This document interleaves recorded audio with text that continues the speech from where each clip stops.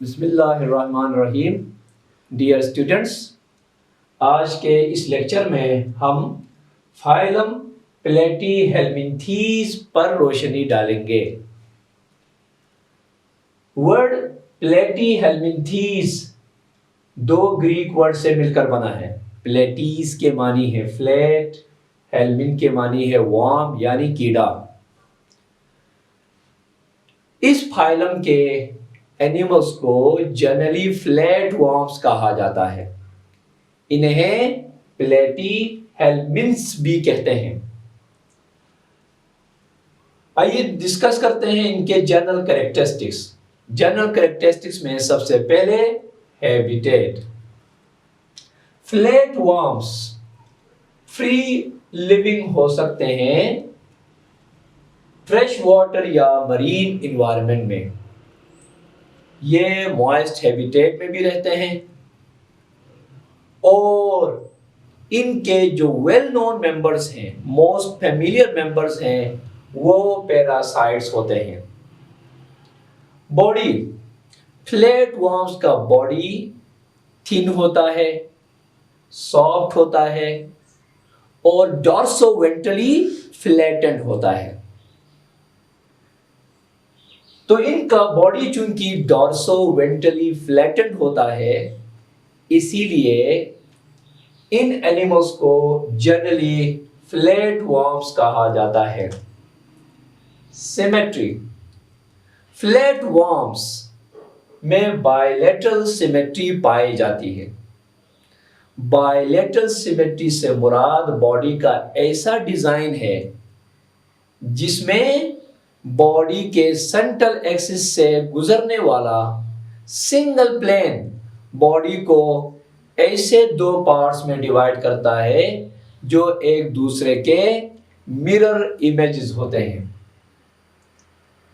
Germinal layers, flat worms में 3 germ layers होती हैं, एक्टोडर्म, मेसोडर्म और एंडोडर्म। एडल्ट्स में एक्टोडर्म बॉडी वॉल बनाती है, एंडोडर्म डाइजेस्टिव ट्यूब बनाती है, जबकि मेसोडर्म जो है बॉडी वॉल और डाइजेस्टिव ट्यूब के दरमियान एक लूज कनेक्टिव टिश्यू बनाता है जिसे मेसेंकाइम कहा जाता है।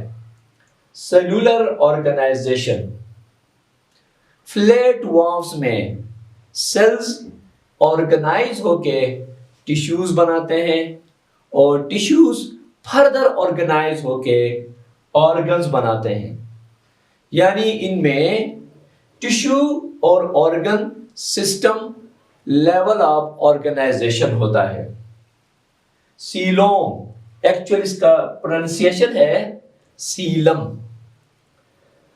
फ्लैट वर्म्स में सीलम एब्सेंट होता है क्योंकि मैंने अभी बताया कि इनके बॉडी वॉल और डाइजेस्टिव ट्यूब के दरमियान जो स्पेस है उसमें मेसेंकाइम मौजूद है, यहां पर कोई कैविटी नहीं है, इसलिए फ्लैट वर्म्स को एसिलोमेट्स कहा जाता है।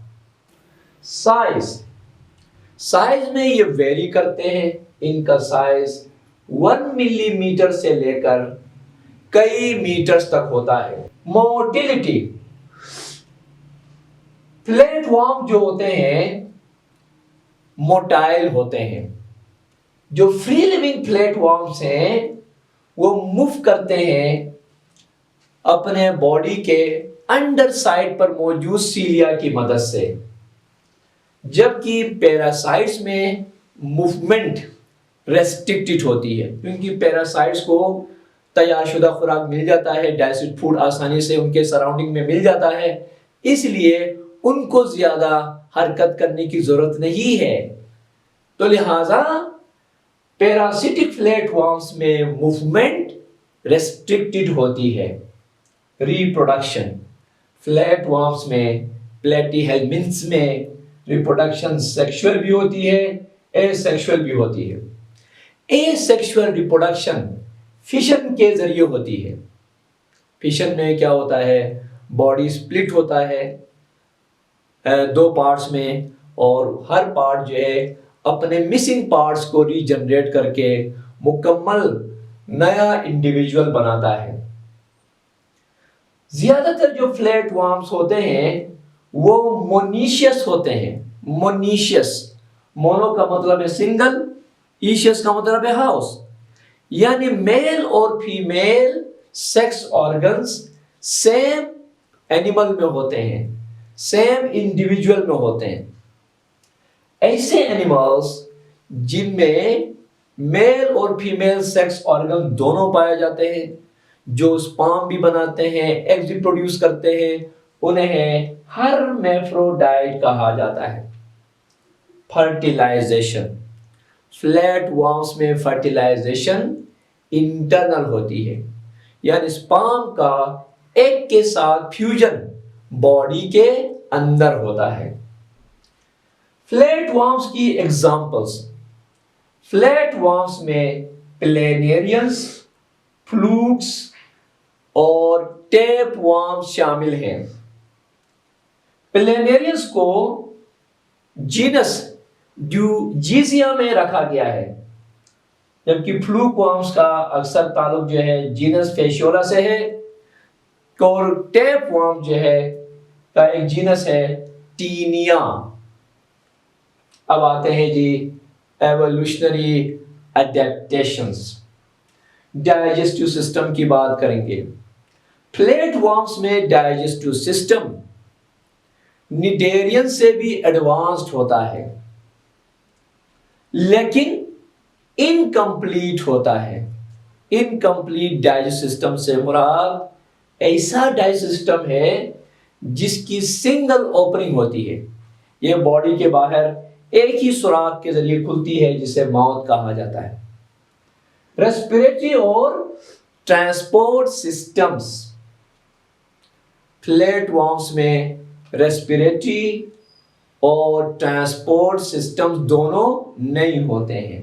रेस्पिरेटरी सिस्टम की जरूरत नहीं है, बॉडी फ्लैट होता है, सेल्स अपने एक्सटर्नल एनवायरनमेंट से दूर नहीं होते, तो इसलिए गैसेस का एक्सचेंज सिंपली डिफ्यूजन के जरिए होता है। इनमें सर्कुलेटरी सिस्टम की भी जरूरत नहीं है, क्योंकि इनका बॉडी फ्लैट होता है, सरफेस एरिया ज्यादा होता है, और फर्दर जो है इनका जो डाइजेस्टिव सिस्टम होता है वो बहुत ब्रांच होता है, जिसकी वजह से इनमें मखसूस ट्रांसपोर्ट सिस्टम या सर्कुलेटरी सिस्टम की भी जरूरत नहीं है। एक्सक्रीटरी सिस्टम, फ्लैट वर्म्स में एक्सक्रीटरी सिस्टम मौजूद होता है। इनका एक्सक्रीटरी सिस्टम दो लेटरल कैनाल्स पर मुश्तमिल है। लेटरल कहते हैं बॉडी के साइड से गुजरने वाले नालियों को कहते हैं लेटरल कैनाल्स। हर लेटरल कैनाल से शॉर्ट ब्रांचेस निकलते हैं, और इन शॉर्ट ब्रांच के टिप पर एक खास किस्म का सेल होता है जिसे फ्लेम सेल कहा जाता है। तो लेटरल कैनाल्स, उनके ब्रांचेस और तमाम फ्लेम सेल्स को कलेक्टिवली प्रोटोनेफ्रिडियम कहा जाता है। प्रोटोनेफ्रिडियम में इंटरनल ओपनिंग नहीं होती है, सिर्फ और सिर्फ एक्सटर्नल ओपनिंग होती है। नर्वस सिस्टम, इनमें भी नर्वस सिस्टम डेवलप हुआ है। नर्वस सिस्टम दो नर्व कॉर्ड्स पर मुश्तमिल है, और इनके एंटीरियर एंड पर गैंग्लियन मौजूद है। गैंग्लियन किसे कहते हैं? न्यूरॉन के सेल बॉडीज के कलेक्शन को गैंग्लियन कहा जाता है।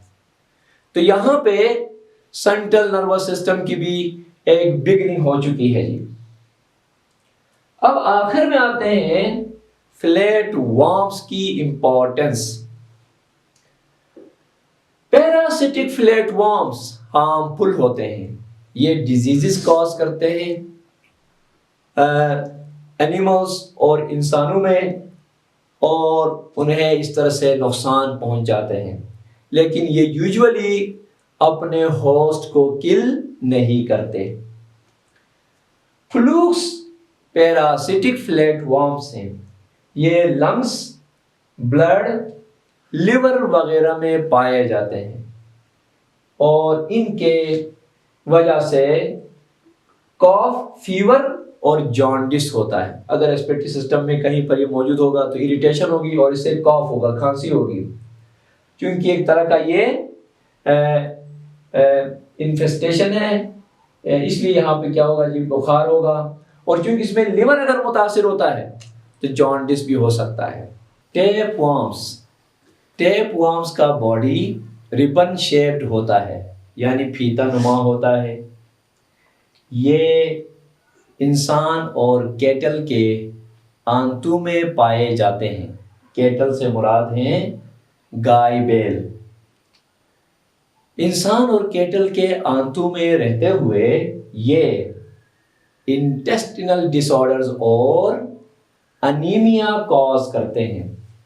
अनीमिया से मुराद है ब्लड में आरबीसीज की तादाद में कमी, जिसे आमतौर पर खून की कमी की बीमारी कहा जाता है।